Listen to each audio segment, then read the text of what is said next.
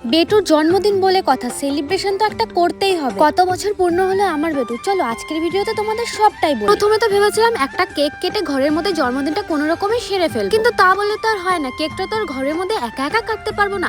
বাড়ির পাশে 5-10টা বাচ্চা আছে, তাদেরকে একটুখানি বলতে হয়, আর তারা আসলে তো শুধু মুখে ফেরাতে পারবো না। সেই কারণে ছোটখাটো একটুখানি আয়োজন করেছিলাম। আমাদের ফ্যামিলিটা কিন্তু অনেকটাই বড়, বাড়ির বাচ্চা কাচ্চা নিয়েই প্রায় 25 থেকে 30 জন হয়েই যায়। বাইরের লোক তো বাদে দিলাম, এইদিকে পিসি আর বোন হাতে হাতে আমাকে অনেক সাহায্য করে দিয়েছে, না হলে হয়তো এই দিনটা ঠিকঠাক ভাবে পালনই করা হতো না। আর জানো তো, কেকটা কিন্তু আমি আগের দিন রাতেই বানিয়ে রেখেছিলাম, কেক বানানোর ভিডিওটা নেওয়া হয়। আর এইদিকে দেখো, বেটু কিন্তু আমার অনেক খুশি এত লোকজন পেয়ে।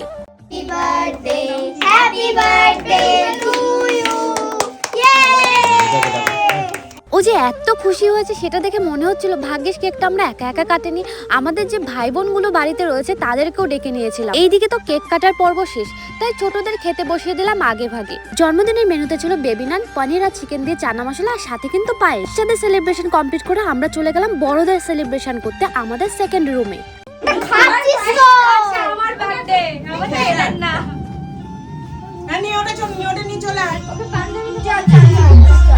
একা হাতে আয়োজন সামলাতে একটুখানি দেরি হয়ে গেছিল, সেই কারণে আমরা এই প্ল্যানটা করেছি যে বাচ্চাদের এক জায়গায় দেবো কেক কাটতে, আর আমরা বড়রা এক জায়গায় সেলিব্রেশন করব। আর এইদিকে তো বেটু আমার কেক কাটতেই আসে না, কি যে ঝামেলা তাকে কেক কাটানো নিয়ে কি বলবো।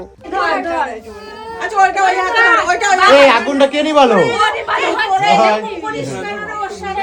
ও বাচ্চা ছেলে এরকম করতে হয় না, জানিস? এরকম ভালো করে বলবি, দেখবি ও কেক কাটে। এইটা দিয়ে কেক কাটে না তো, জানো তো? দেখবি? দাঁড়াও দাঁড়াও, ঘুরে মেয়েছি। Happy birthday.